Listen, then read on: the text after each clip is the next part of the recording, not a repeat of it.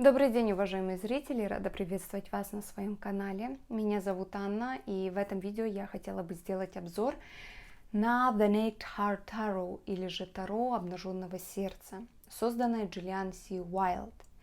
Ребята, предупреждаю, это будет долгий обзор, очень много информации по МБК, по самим картам, поэтому запасайтесь чаем, вкусняшками, печенюшками, терпением. Занимайте удобную позицию, а мы начинаем. Премьера колоды состоялась в январе 2019 года. У меня, как уже оказалось после покупки, это третье издание. Покупала я ее на американском Амазоне, цена $40. Колода построена на системе Райдера Уэйта, но некоторые названия были изменены, и, как говорит сам автор, это было сделано намеренно, чтобы отобразить более современный подход к энергии карт. И вот, например, император — это у нас уже небесный отец, а иерофант — это мудрец.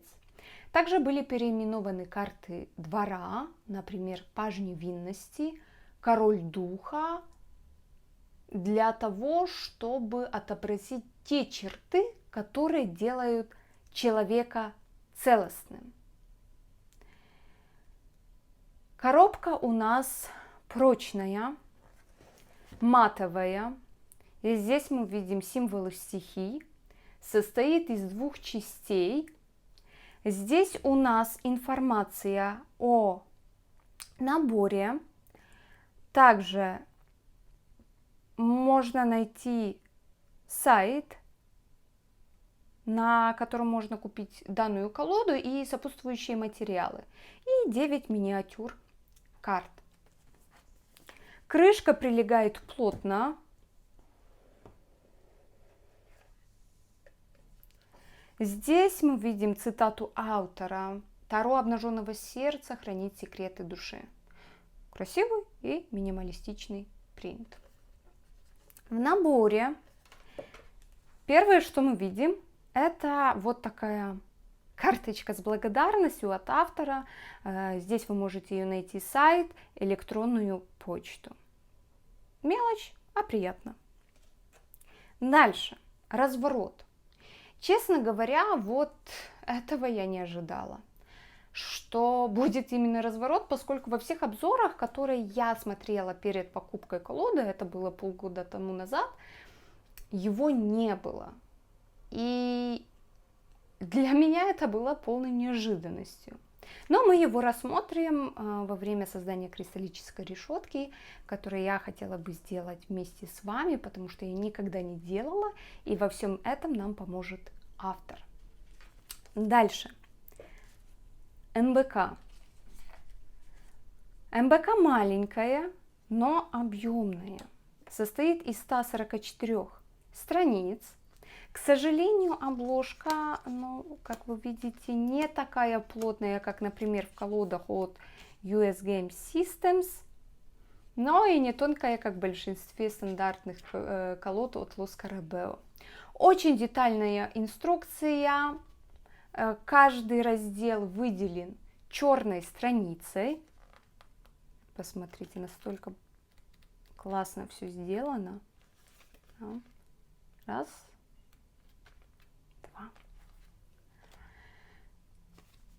Да, инструкция черно-белая, и рисунки, вот знаете, очень-очень маленькие, но я думаю, что в данном случае главная информация, которую нам преподносит автор. Давайте посмотрим на содержание, в котором все четко, детально расписано, да. Вы здесь можете найти любую информацию, которая подойдет даже для человека, который никогда раньше не был знаком с Таро или только начинает свой путь. Итак, что мы здесь имеем в данной книге? Первое.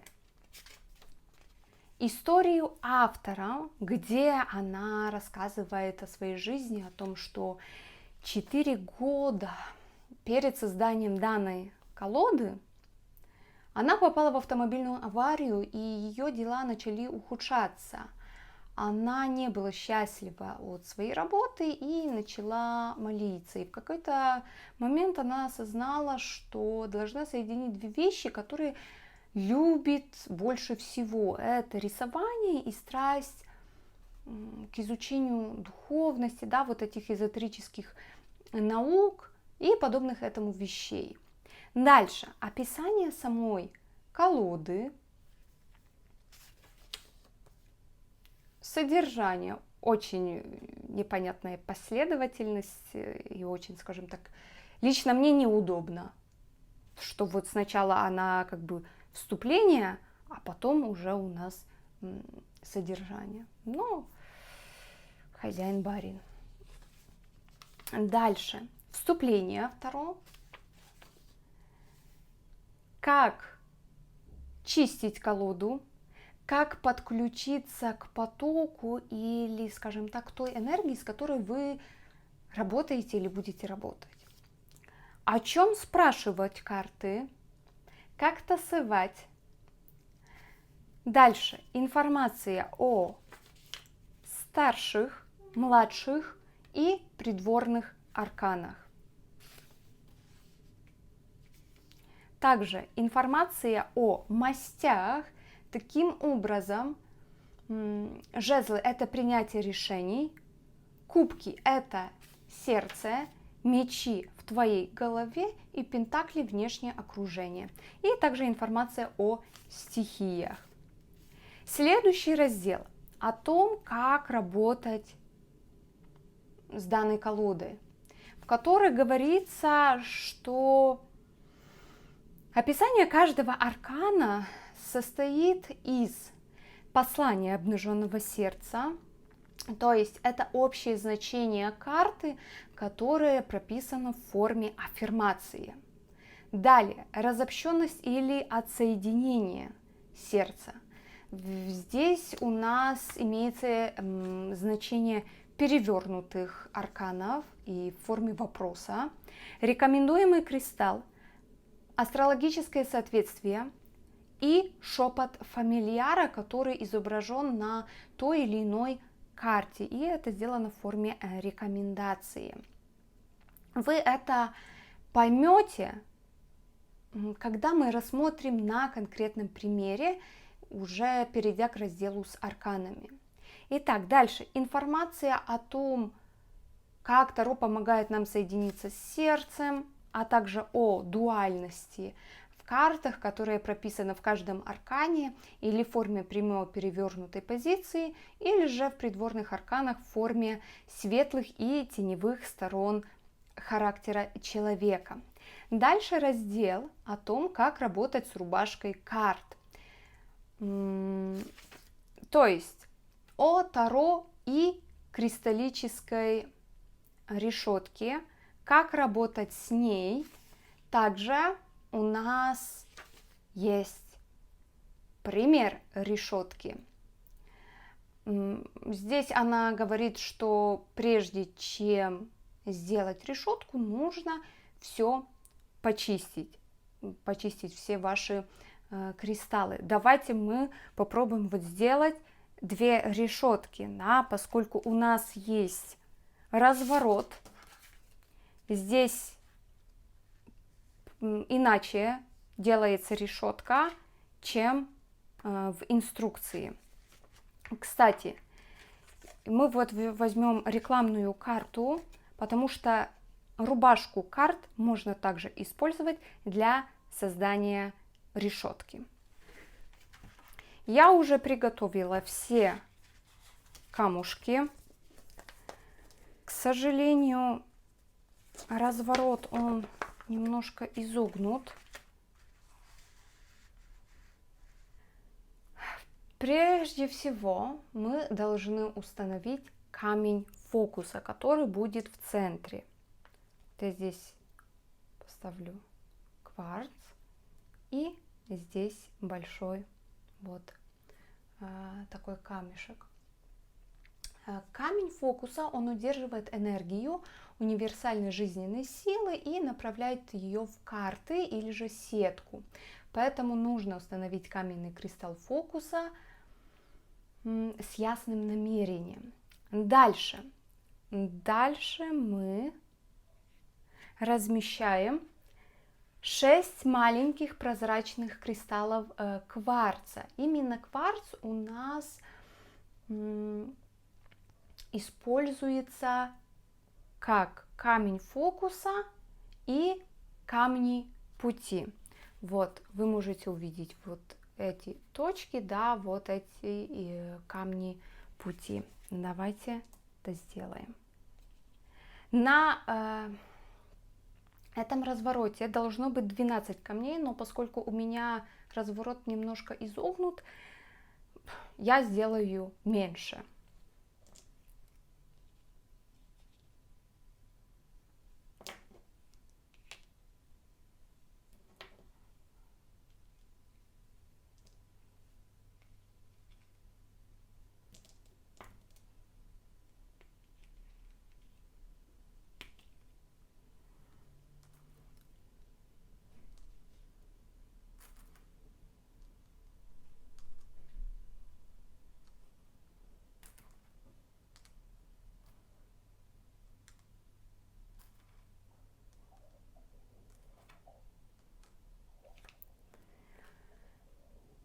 Дальше. Работа вот этих путевых, скажем так, камней заключается в том, чтобы направлять и передавать энергию наружу от фокусирующего камня, камнем желаний, который мы сейчас положим, усиливая тем самым энергию на выходе. Итак, теперь размещаем 6 камней желаний вокруг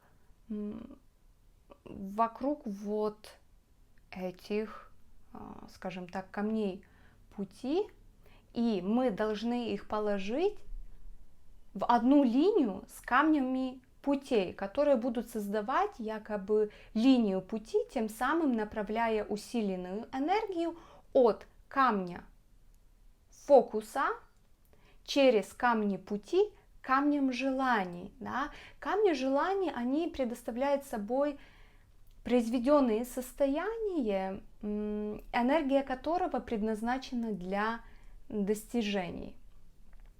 Итак, в развороте камни желаний, вот мы видим книжечки, вот видите, камни желаний таким образом у нас расположены, а на развороте мы ложим их вот здесь.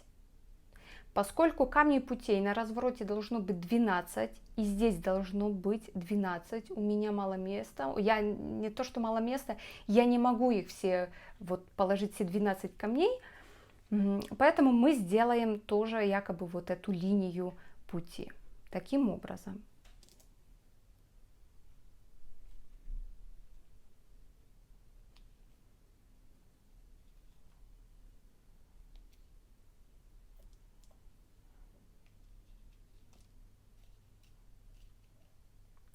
Аметиста у меня не хватает, поэтому я положу розовый кварц. Или же можно, например, давайте для разнообразия положим цитрин.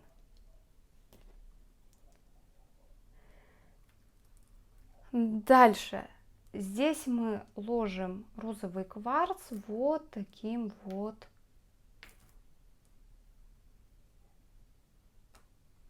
образом.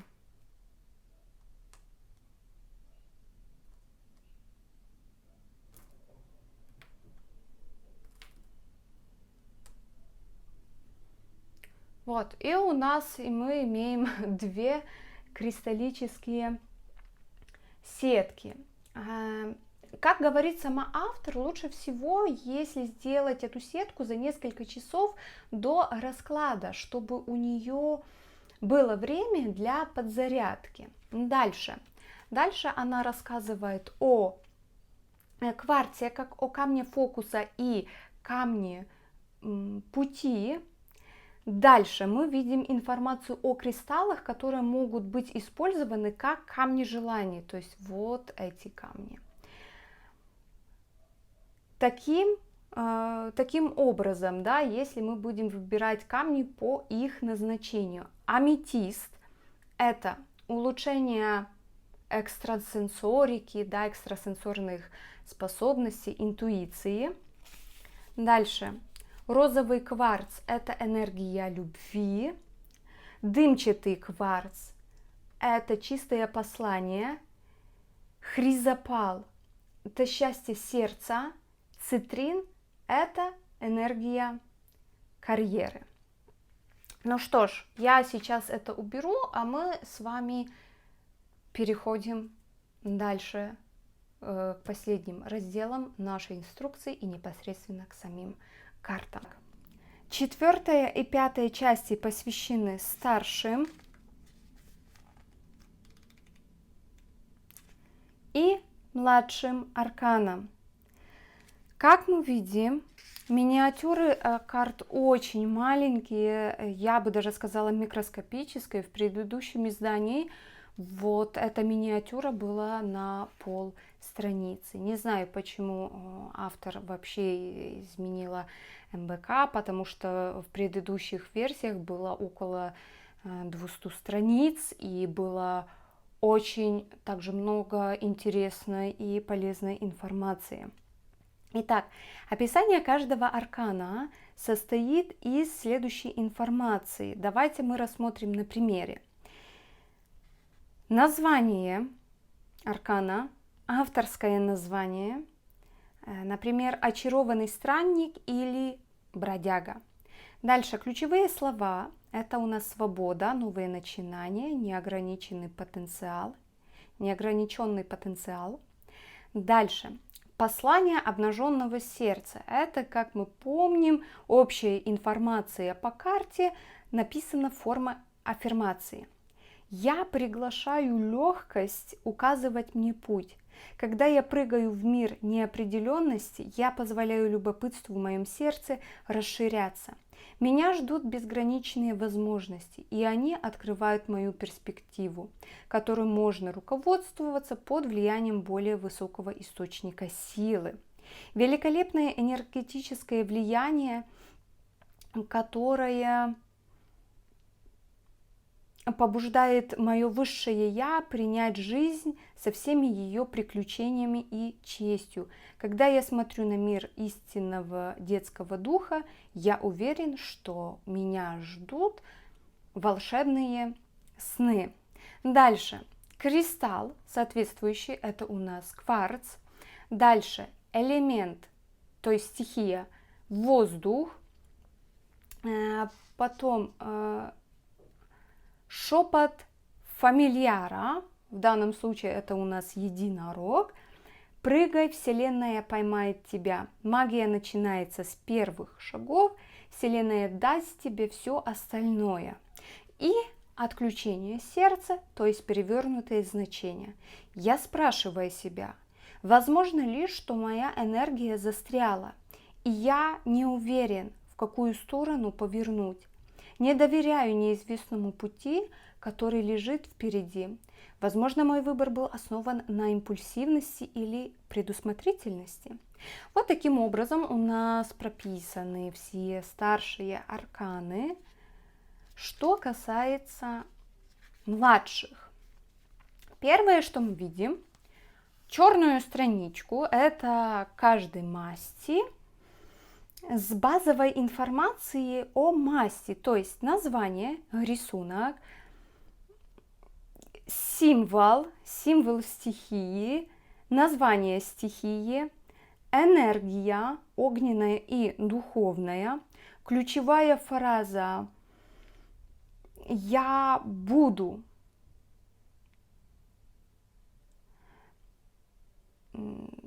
даже желай. Дальше, трансформационная и собственная сила, зодиакальные соответствия, стрелец, овен, лев, вопрос и ответ. Например, ваше желание, ваше Желания и вожделения вырываются из-под вашей кожи. Развивайте свою личную силу, и ваши желания будут расти изнутри. Описание младших арканов состоит из названия, также послание обнаженного сердца, шепот фамильяра и перевернутое значение. Что касается у нас, давайте рассмотрим придворные арканы. Итак, придворные арканы у нас немного переименованы. Пажи – это невинность, рыцари – это движение, королевы – это сердце, и король – это дух. Давайте вот рассмотрим на примере короля Пентаклей. Дух Пентаклей. Астрологическое соответствие у нас есть. Кстати, в паже нет астрологического, нет знака зодиака. Значение в форме аффирмации и черты характера. Скажем так, светлые в прямом положении карта и темные стороны, то есть в перевернутом значении. Дальше у нас раздел с раскладами. Карта дня, расклад обнаженное сердце, внутренний ребенок, бог, богиня, новолуние, полнолуние и в конце арт-словарь, да, в котором вы можете найти больше информации по символизме. Вот, давайте, например, рассмотрим того же Шута. Бесплотный единорог рождается в этом мире с чистотой сердца. Как и вы, он наполнен собственной неповторимой магией. Рог единорога указывает на убывающую луну, представляя время завершения. Единорог стоит справа от него, представляя начальные фазы его путешествия. Момент, когда он сливается со своим путем, подвешенные под причудливые планеты уроков, путешествие начинается. Что я могу сказать? Это замечательная маленькая книжечка, в которой вы можете найти что-то интересное для себя, по-новому посмотреть на те или иные карты. Она вам поможет наработать быстрее свои собственные значения, и вы здесь найдете все, что вам нужно знать. Ну, а мы переходим наконец-то к нашим картам. Колода состоит из 79 карт, 22 старших аркана, плюс одна секретная карта и 56 младших арканов. Основная тема колоды – это природа. Здесь вы увидите много изображений животных, также довольно много сакральной геометрии, астрологических символов и стихий. Карты напечатаны на высококачественном картоне, 350 грамм на метр квадратный, благодаря чему карты плотные, прочные, с атласным матовым покрытием. Они тасуются очень легко, отличная, посмотрите, цветопередача.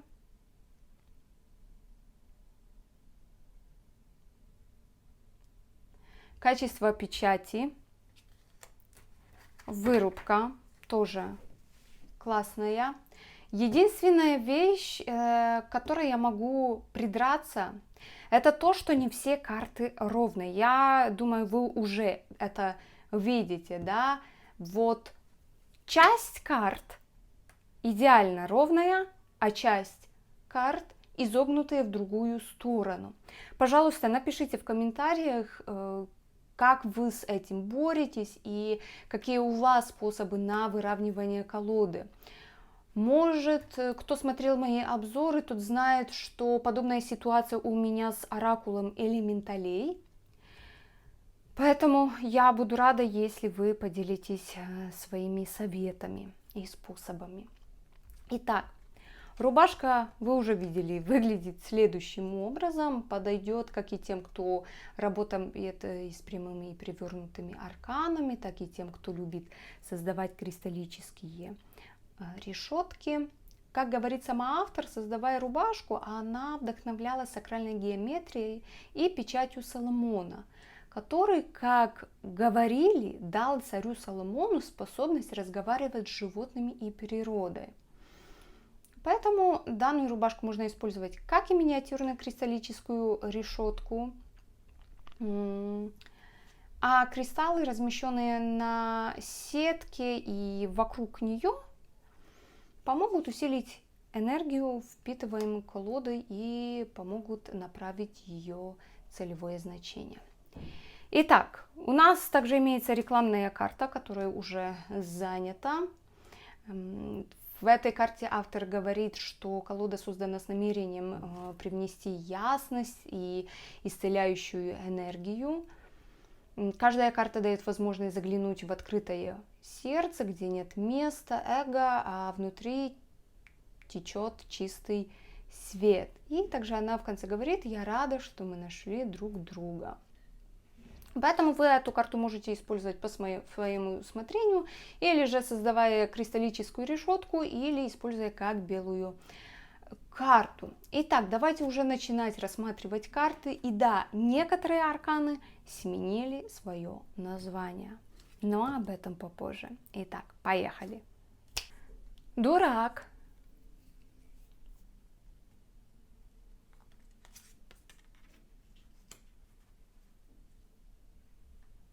Маг.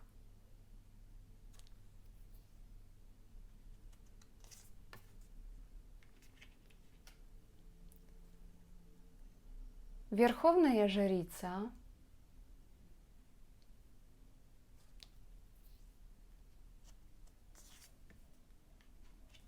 Мать-Земля, то есть императрица. Да, вот эти ветви, это как символ связи с жизнью. Вот это алхимические символы меди и означает заземление и символизирует Венеру. А вот коврик, на котором она сидит из звезд, это значит, что она является создательницей всего прекрасного в этой вселенной. Небесный Отец. Здесь мы видим алхимический символ жизни.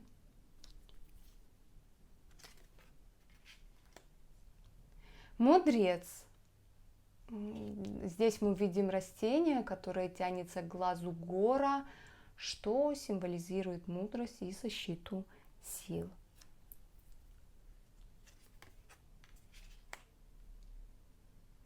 Влюбленные.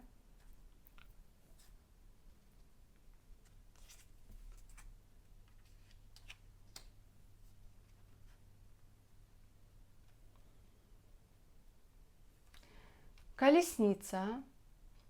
Да, лошадь бежит в двух направлениях, и как бы нам подсказывает, что энергия должна быть гармонизирована и четко направлена, тогда можно двигаться вперед и более таким энергичном темпе.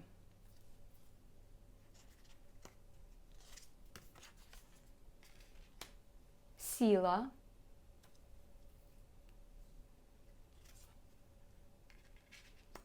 Отшельник. Да, мы видим шестиконечную звезду мудрости. Вот цветы, которые тянутся к звезде. Это как символ взаимодействия внутренней мудрости и внешнего мира. Также еще о мудрости говорит, да, нам сова. Колесо фортуны. Астрологически мы видим вот знаки Водолея, Скорпиона, Тельца и Льва. да, а также вот мы видим здесь алхимические символы ртути, серы, воды и соли.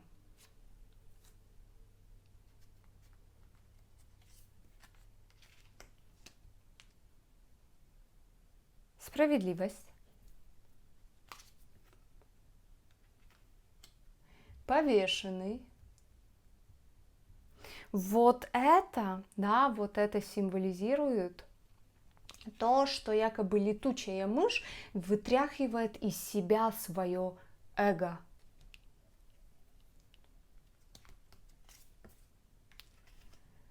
Смерть. Здесь мы уже видим алхимический знак смерти, да, мы видим здесь символы начинаний, трансформации, а вот лунный цикл показывает нам полный цикл вещей: жизнь, рождение и перерождение.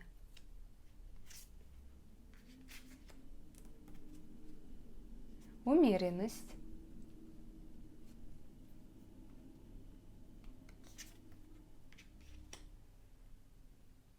Дьявол, да, получеловек, полукозел, и тянется ручонками к своим желаниям, пытается удовлетворить свои потребности.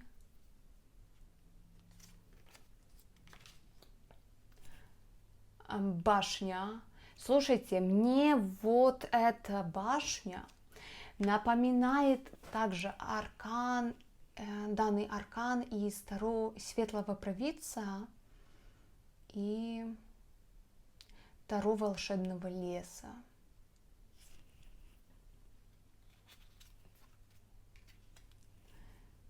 Звезда.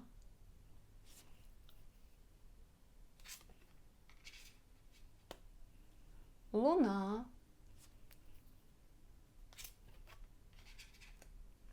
Солнце.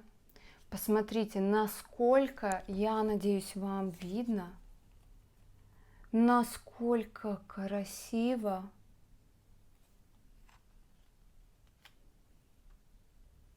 нарисован вот этот жук-скоробей. К сожалению, камера не передает все эти переходы и оттенки цветов. Да, жук — это у нас символ мужской энергии.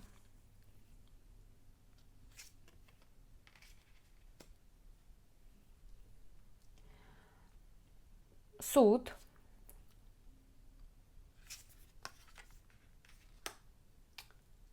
Вселенная. Да, вот здесь нам говорится о том, что пчела летит, несмотря ни на что. Технически размер ее крыльев не должен выдерживать вес ее тела, но пчела все равно успешно летит. Она достигает невозможного. Мандала, вот это символ Вселенной. Вселенная, знаете, дает нам все необходимое для достижения успеха. И карта, дополнительная карта-сюрприз, это карта обнаженного сердца. Да, это обнаженное сердце, которое расцветает в биении. Оно связано с философским камнем, символизирует сердце в совершенной алхимической гармонии с космосом, со своим высшим я, физической формой. И вот этот лунный мотылек взлетает к свету луны и выходит из тьмы, показывая, что доверяет своей правде и цели. Ну что ж, с старшими арканами мы закончили, переходим к младшим. Символизм младших арканов мы не будем детально так рассматривать, как старших. Если вам уже понравилась колода и вы захотите более детально рассмотреть символизм и значение автора МБК, иными словами, если вы хотите, чтобы я сделала перевод инструкций и дала вам вот те основные значения, которые важны, без всяких там лирических вступлений, напишите мне в комментарии, я обязательно сделаю отдельное видео. Итак, жезлы. Туз жезлов,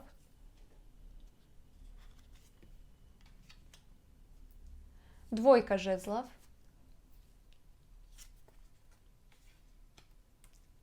Тройка жезлов.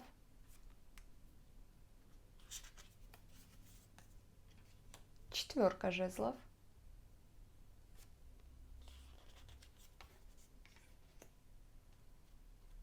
Пятерка жезлов.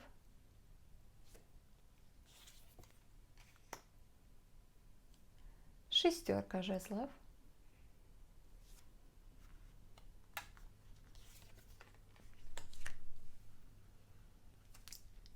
Семерка жезлов.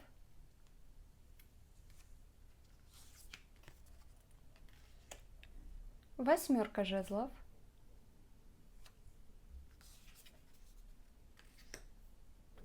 Девятка жезлов.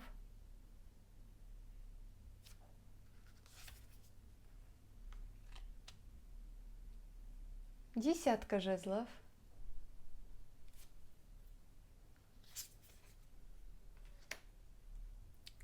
Невинность жезлов.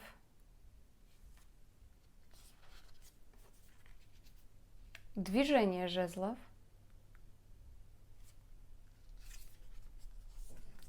Сердце жезлов.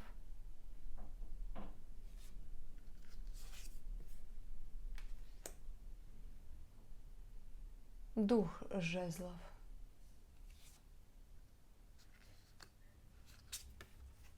Кубки. Туз кубков.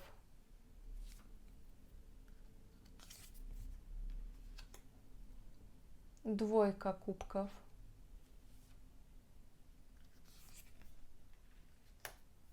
Тройка кубков.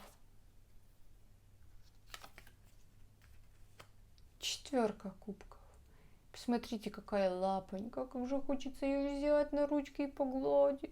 И сказать: ну не расстраивайся. Не печалься, друг мой. Пятерка жезлов.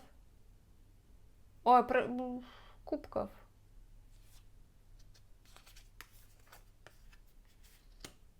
Шестерка кубков.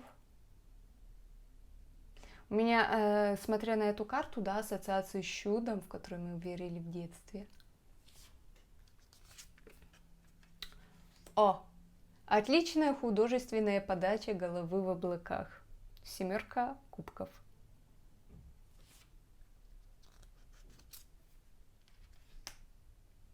Восьмерка кубков.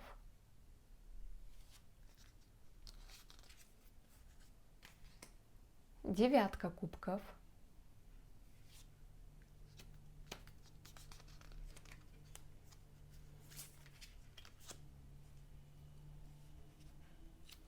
Десятка кубков.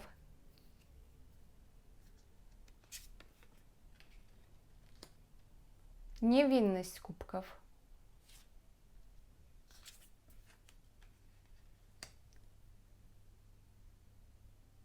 Движение кубков. Сердце кубков.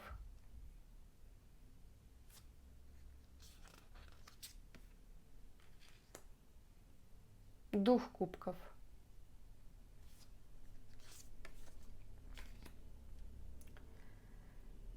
Туз мечей.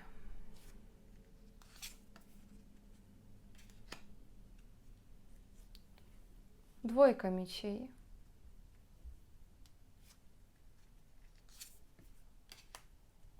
Тройка мечей.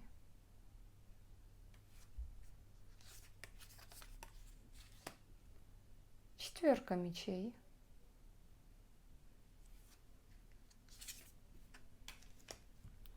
Пятерка мечей.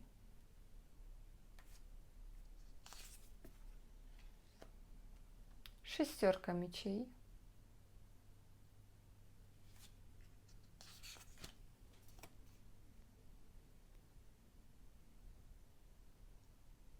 Красиво как.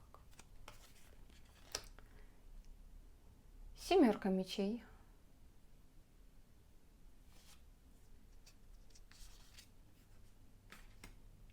Восьмерка мечей.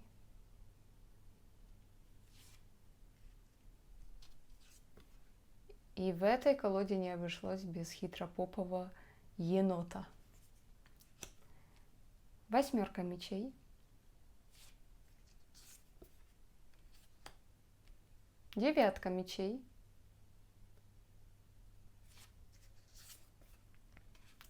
10 мечей.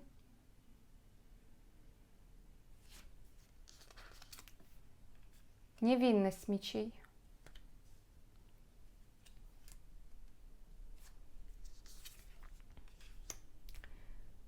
2 мечей.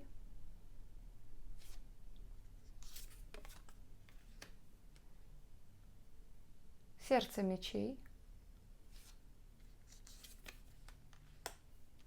Дух мечей.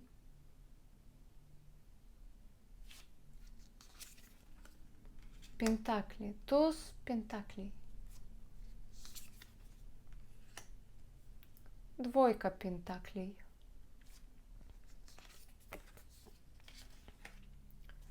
3 пентаклей.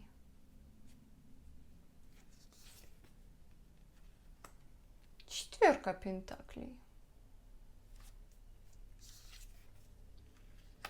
5 пентаклей.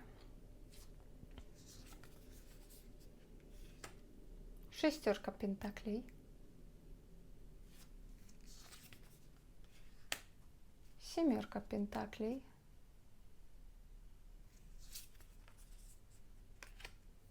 8 пентаклей.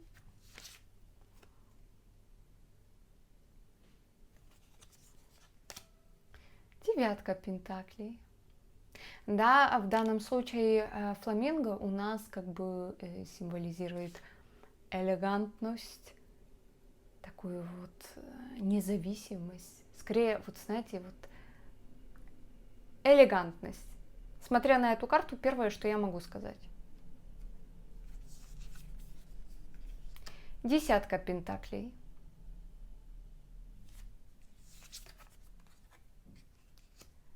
9 пентаклей.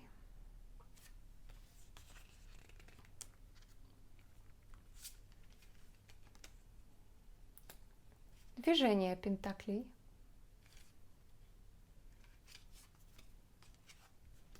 10 пентаклей.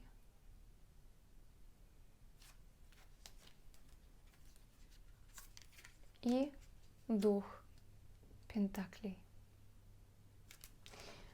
Ну что ж, ребята, что я могу сказать? Эта колода, кстати, напоминает Lumina Tarot или Дикое Неизвестное, которые сделаны, собственно, в стиле штрихового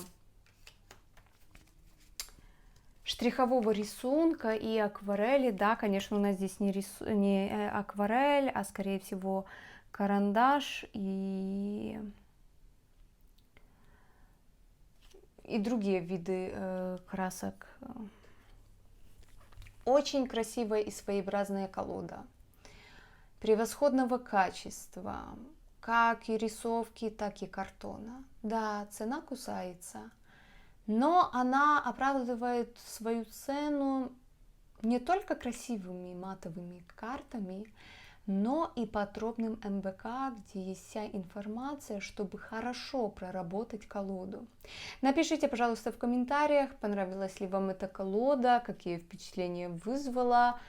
А я желаю всем хорошего дня. Спасибо, что досмотрели до конца. До скорых встреч. Пока-пока.